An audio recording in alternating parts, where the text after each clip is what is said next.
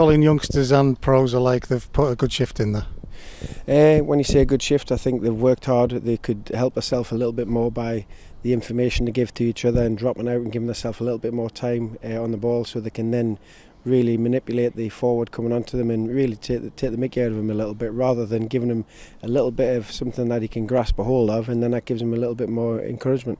Have you highlighted what these games are about there with that learning curve?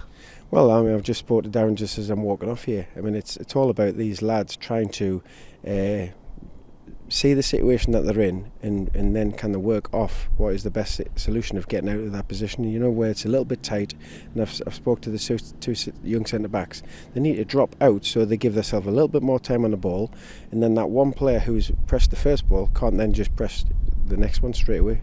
And they're starting to understand it, but it's obviously got to be ingrained into them a little bit more, and they give themselves a little bit more time and look a little bit more cultured on the ball. Obviously they're doing a lot of good work with Daz and Gab. What's it like to have the assistant manager barking at them from the touchlines?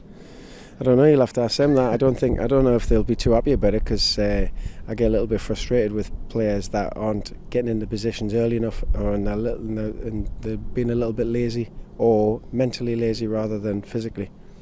A point on that, 25 seconds into the game and we're one down. It's a bit of a shock for everybody. Yeah, massive shock.